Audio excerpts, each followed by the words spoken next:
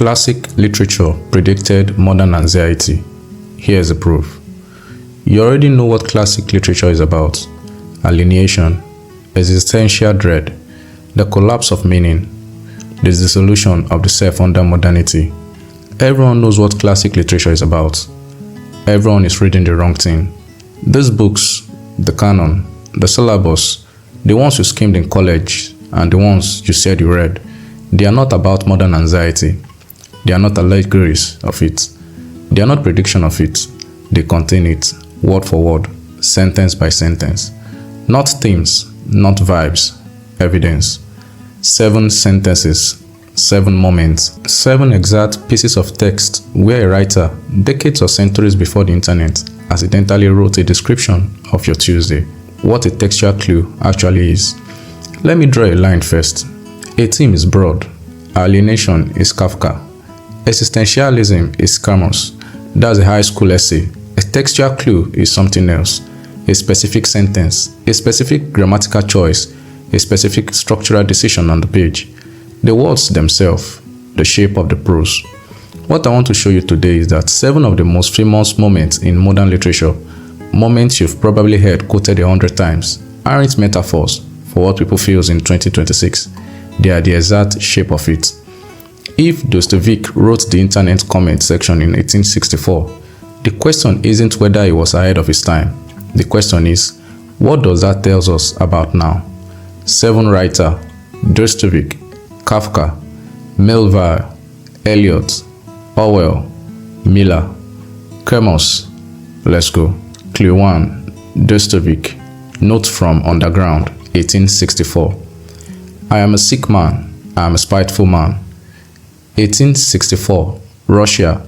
Dostoevsky publishes a short novel whose opening line is one of the most famous in literature. Here's what people miss. The underground man is writing this. He's sitting down with a pen and is writing it. He's writing it to an audience he names, addresses, mocks, anticipates the objection of, and openly despises. He knows his writing is performative. He knows he's posturing. He does it anyway. Look at the grammar. I am a sick man. I am a spiteful man. That's not a sentence. It's a sentence of declaration. 2 stabs at self-definition placed side by side like he's testing them on the radar. Watch how, throughout the book, he interrupts himself, attacks the imagined audience, performs sincerity, and then undercuts it in the next clause. This is the first comment section in literary history. This is the first angry post written to no one and everyone. The first time someone sat down to scream into a void that he had personally invented and then mocked himself for inventing. He is not depressed. He is online. Clue 2. Kafka, The Metamorphosis, 1915. What a grueling job I have picked, day in, day out on the road. 1915. Prague. Kafka opens The Metamorphosis with the sentence everyone knows. Gregor Samsa wakes up as a giant insect.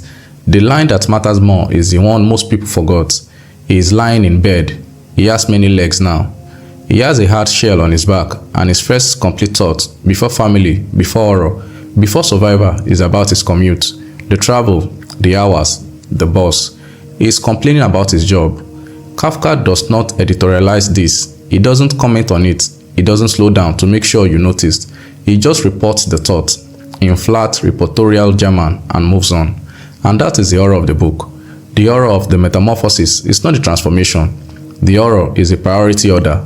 The transformation is item 3 on Gregor's mental list, somewhere below the train schedule and the office politics.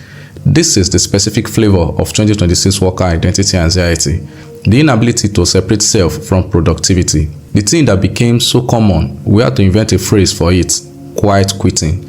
Because the opposite, the thing Gregor has, did not yet have a name, the literally physical alteration of the body, and the job concern is still on top. Kafka diagnosed this in 1915. The technology has changed, the bug has not. Clue 3. Melville, Bartleby, the Scrivener, 1853. I would prefer not to. 1853, Melville, 11 years before Dostoevsky, a short story about copyists. Bartleby is a clerk in a Wall Street law office. One day his boss asks him to proofread a document. Bartleby looks up and says, I would prefer not to. He does not refuse. he prefers not to. The exact phrase is doing extraordinary work. It is not defiance. It is not protest. It is a withdrawal of consent so passive that it creates a kind of bureaucratic black hole. There is nothing for the boss to push against. You can't argue with a no. You cannot argue with a preference. The phrase appears more than 20 times in the story. 20. And here is a move Melville makes that nobody talks about. It never escalates. Bartleby never gets louder. He never explains. He never justifies. He never modifies the line. He just keeps saying the same impossible sentence in the same calm register until the entire system around him cracks open. This is a great resignation. This is quiet quitting. This is anti-hustle. This is a general refusal to optimize. Written 170 years ago by a man who could not have known what an LLC was. Melville thought he was writing about a difficult employee. He was writing about 2024. Clue 4. T.S. Eliot, The Love Song of J. Alfred Prufrock, 1915. I have measured out my life with coffee spoons. 1915 again. T.S. Eliot, The Love Song of J. Alfred Prufrock. You hear this line quoted all the time, and you hear it quoted wrong. People drop it in as a kind of sad shorthand for my life is small. That is not what it says. Look at the line. Not sadness, not tragedy. The specific horror is a measurement spoon, unit, the reduction of a life to small countable things. Prufrock is not suffering a grand failure. He has not lost a war. He has not been betrayed by a lover. He is suffering the accumulation of tiny, trackable mediocrity, the dread of a life that can be expressed in units, step counts, calorie tracking, sleep scores, productivity apps, rings to close, streaks to maintain, reading challenges, habit trackers. The horror is not that life is meaningless.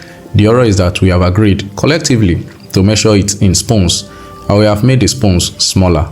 Clue 5. Orwell, 1984. 1949. The Diary Problem.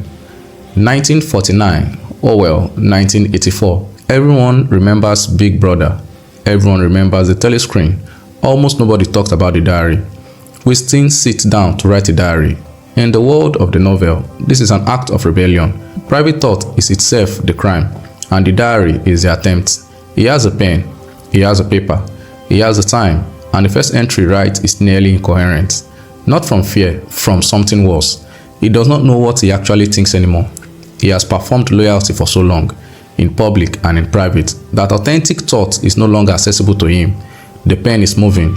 Nothing is coming through, and Orwell shows this on the page. The prose itself breaks down. Fragmented syntax, loops, restarts. The grammar is the symptom. This is the gap between the self we perform and the self we actually are. The specific difficulty of logging off and discovering you don't know who you are when the audience is gone. The terror of an empty calendar. The way it gets harder over time to remember what you actually like separately from what you've said you like in public. The telescreen didn't destroy wasting thoughts. It replaced them. Clue 6. Arthur Miller, Death of a Salesman, 1949. Attention must be paid to such a man. Also 1949, same year as 1984, and they are, in the end, talking about the same thing. Linda Lohmann's line, near the end of the play, attention must be paid to such a man. It is the most famous moment in American drama. Read it again. It is not an eulogy. Willie is still alive when she says it. It is a demand, a protest. She can already see what is happening to her husband, and she is naming the mechanism of his destruction in real time, in the present tense while he is still in the room. Willie Lohmann is not destroyed by failure. He is destroyed by invisibility.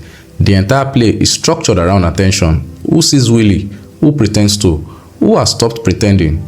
He is a salesman. His job is to be seen. The moment he stops being seen, he stops for the people around him to exist.